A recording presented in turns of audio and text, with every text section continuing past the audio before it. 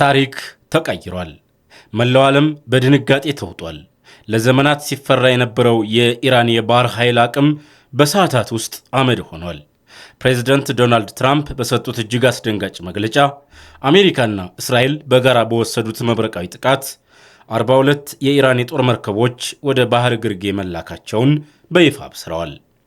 ትራምፕ ሲናገሩ ኢራን አሁን ምንም አቅም የላትም፣ አየር ኃይላቸው ጠፍቷል፣ መሪዎቻቸው ተደምስሰዋል፣ የባህር ኃይላቸውም ታሪክ ሆኗል ብለዋል። ይህ በመካከለኛው ምስራቅ የተከሰተ ታላቅ የመሬት መንቀጥቀጥ ነው። ጦርነቱ አቅጣጫውን ቀይሯል። ለመሆኑ ይህ ጥቃት እንዴት ተፈጸመ? ኢራን ለምን መከላከል አቃታት? ቀጥሎስ ምን ሊፈጠር ይችላል? ዝርዝሩን አብረን እንይ።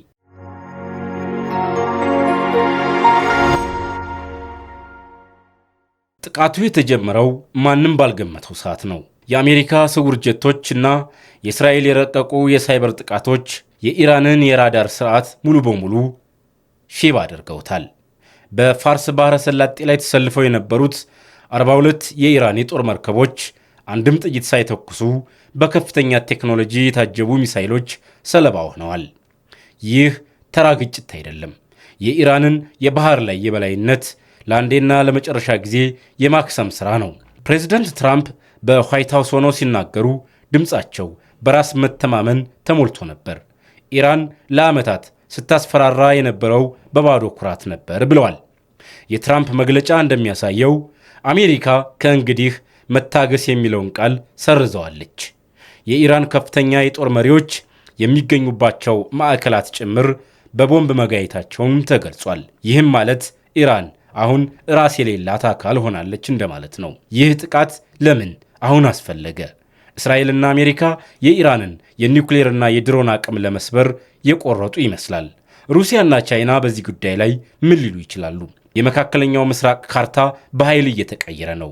የኢራን አጋሮች የሆኑት ሁቲዎችና ሄዝቦላህ አሁን ዋስትና አጥተዋል። የነዳጅ ዋጋስ ምን ሊሆን ይችላል? ዓለም ለከፍተኛ ኢኮኖሚያዊ ቀውስ መዘጋጀት አለባት። የዛሬው ክስተት የኢራንን ውድቀት ያበሰረ ይመስላል። 42 መርከቦች መጥፋት ማለት ቀላል ኪሳራ አይደለም። የባህር ኃይሏ የጀርባ አጥንት ተሰብሯል።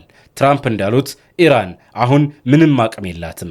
ነገር ግን ጥያቄው ኢራን በዚህ ሁኔታ ትቀጥላለች ወይስ የመጨረሻውን የሞት ሽረት እርምጃ ትወስዳለች የሚለው ነው። ይህ በታሪክ ታይቶ የማይታወቅ የተቀናጀ ጥቃት በመካከለኛው ምስራቅ አዲስ ምዕራፍ ከፍቷል። አሜሪካና እስራኤል የበላይነታቸውን በተግባር አሳይተዋል። ይህ ተራ ወታደራዊ ድል አይደለም። ይህ የክፍለ ዘመኑ ትልቁ የኃይል ሚዛን መለወጫ ክስተት ነው። 42 የኢራን የጦር መርከቦች ወደ ባህር ግርጌ ሲሰምጡ አብሮ የሰመጠው የኢራን የክልላዊ ኃያልነት ህልም ጭምር ነው። ፕሬዚዳንት ትራምፕ ኢራን አክትሞላታል ሲሉ መልእክቱ ለቴሄራን ብቻ ሳይሆን ለመላው ዓለም ነው። ለመሆኑ ይህ ክስተት ለኢራን ለወላዋዩ መካከለኛው ምስራቅና ለክሬምሊን ቤተ መንግሥት ምን ትርጉም አለው? ለኢራን ይህ የጥቁር እሁድ ክስተት ነው።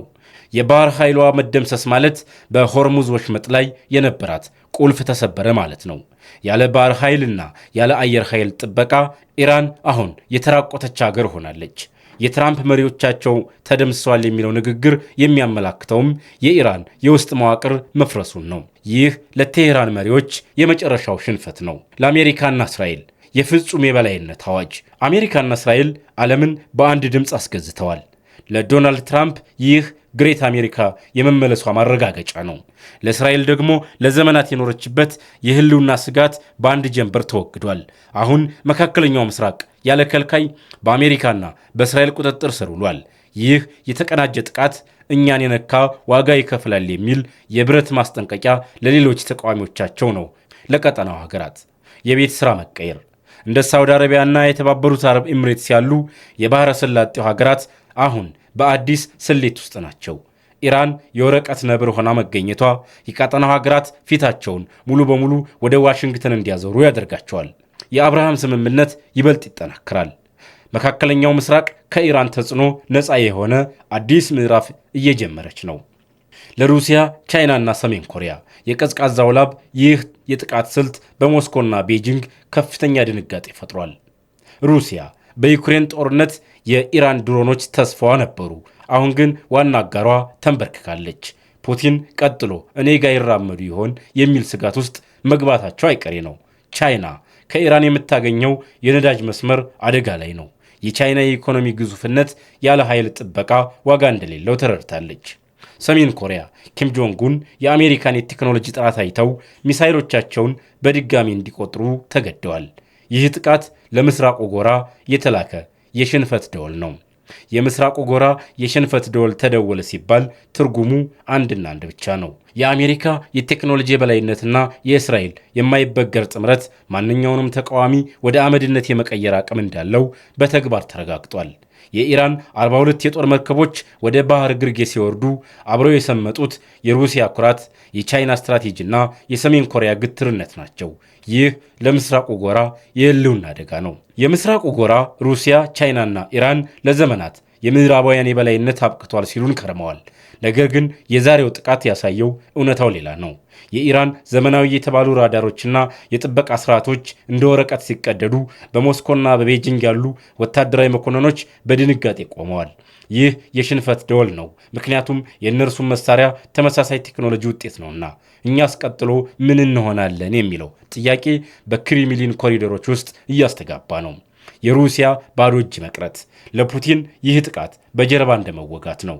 ኢራን ለሩሲያ የጦር ግንባር ደም ስር ነበረች። አሁን ግን የኢራን መሪዎች መደምሰስና የባህር ኃይሏ መክሰም ሩሲያን በብቸኝነት አዘቅት ውስጥ ከቷታል። የምስራቁ ጎራ የተመካበት የጋራ መከላከያ በወረቀት ላይ ብቻ የቀረ ህልም ሆኗል። ትራምፕ ደወሉን የደወሉት ለቴሄራን ቢሆንም ድምፁ ግን ሞስኮ ድረስ በጥልቀት ተሰምቷል።